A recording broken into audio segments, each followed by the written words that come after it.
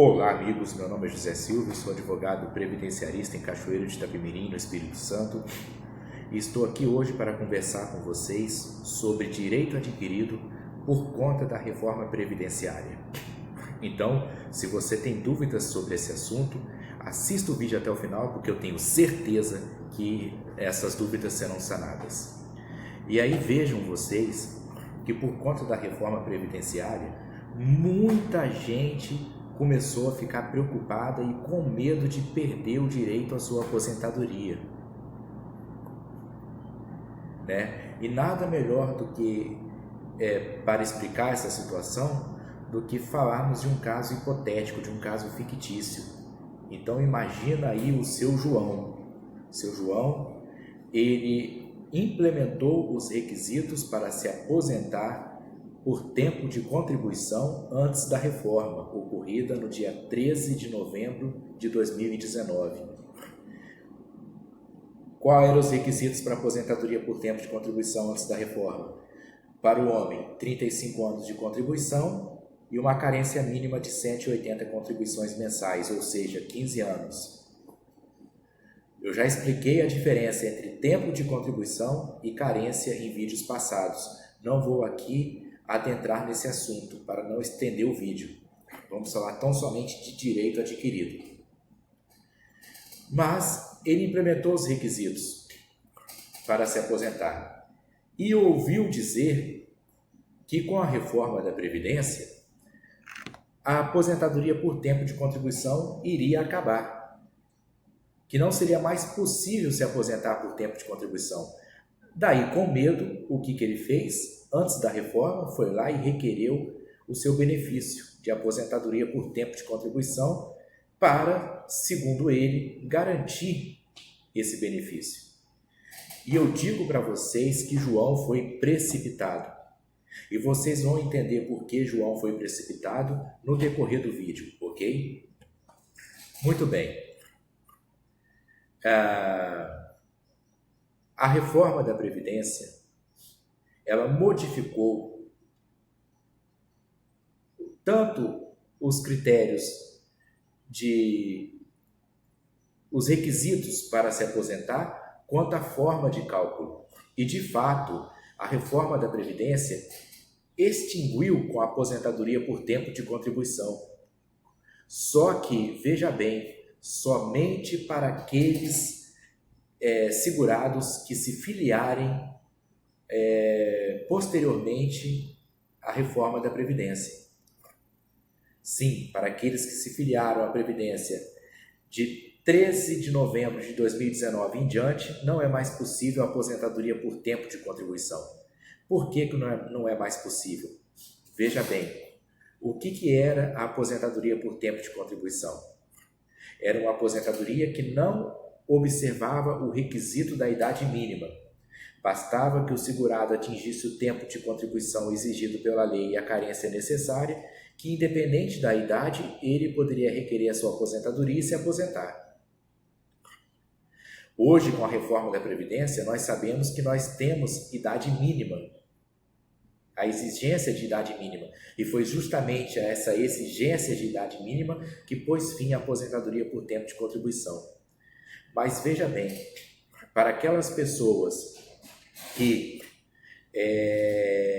implementaram os requisitos para aposentadoria por tempo de contribuição antes da reforma, e para aqueles segurados que se filiaram ao INSS antes da reforma e possuíam uma expectativa de direito à aposentadoria, qual é a diferença entre direito adquirido e expectativa de direito?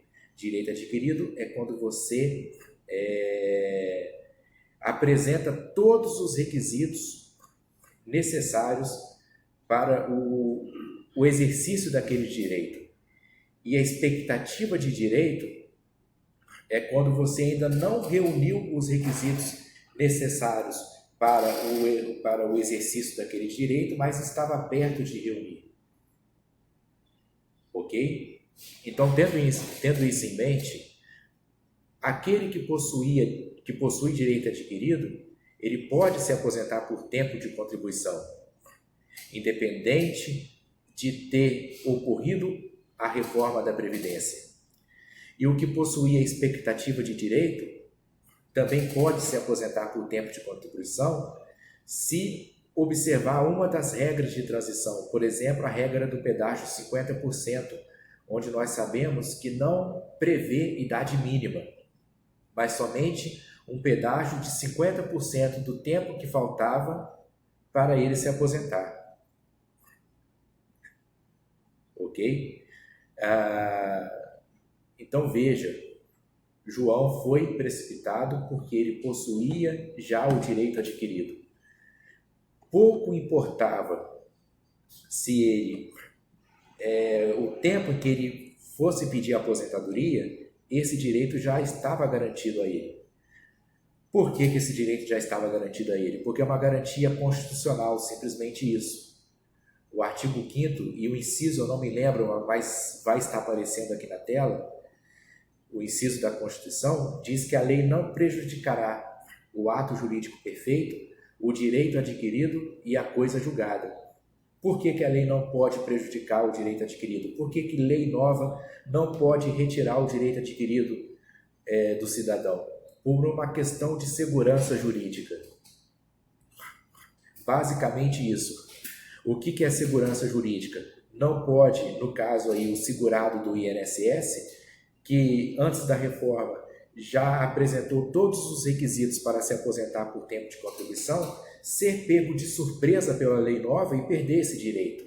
Então, a Constituição garante, o direito adquirido é uma garantia constitucional. Além disso, em direito previdenciário vigora o princípio do tempus regit actu, ou seja, o tempo rege o ato. O que isso quer dizer? Que será aplicado a lei em vigor ao tempo daquele ato.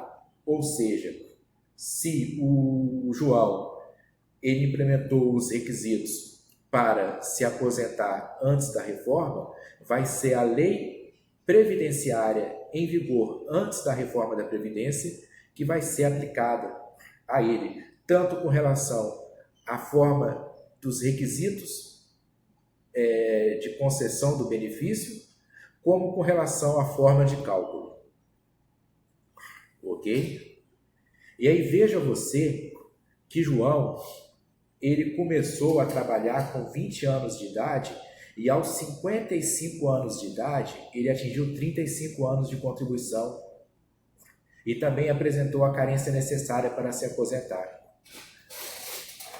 Veja que João não se enquadrou na situação do fator 86-96, 86 pontos para a mulher e 96 pontos para o homem, que, como sabemos, antes da reforma da Previdência, era uma alternativa dada pelo legislador ao fator previdenciário, onde a mulher, com a soma do tempo de contribuição, com a idade atingisse 86 pontos, ficava livre do fator previdenciário e, da mesma forma, o homem, a soma da idade com o tempo de contribuição, se atingisse 96 pontos, também ficava livre do fator previdenciário. Veja que João, com 55 anos de idade e 35 anos de contribuição, estava bem longe de atingir os 96 pontos necessários para se livrar do fator previdenciário. Então, na aposentadoria dele por tempo de contribuição, o fator previdenciário veio incidir de forma obrigatória. E uma coisa que vocês precisam entender é que o fator previdenciário, que é uma equação que leva em conta a idade do segurado, o tempo de contribuição, a expectativa de sobrevida e uma alíquota fixa, os elementos da equação que são mais prejudiciais e mais importantes no fator previdenciário é justamente a idade e o tempo de contribuição. De modo que o fator previdenciário, ele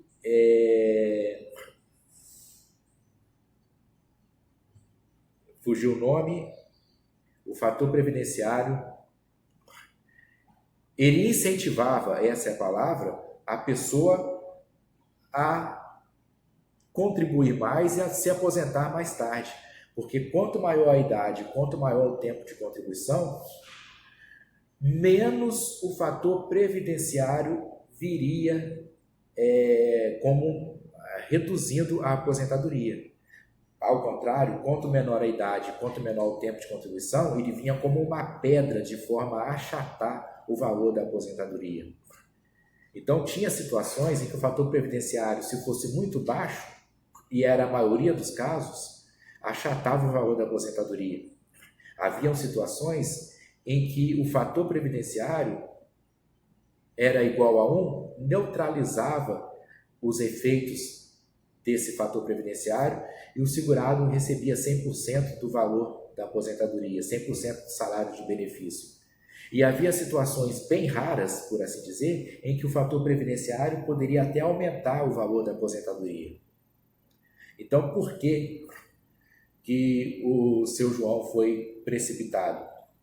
Porque, veja, ele se aposentou com 35 anos e com tempo mínimo de contribuição, que é de 35 anos, e com a idade de 55 anos, que é considerada até uma idade nova para a pessoa se aposentar.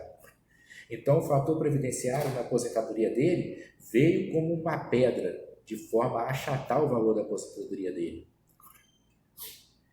Ele já tinha o direito adquirido, ele não precisava pedir a aposentadoria agora. Ele poderia esperar o momento certo para se aposentar.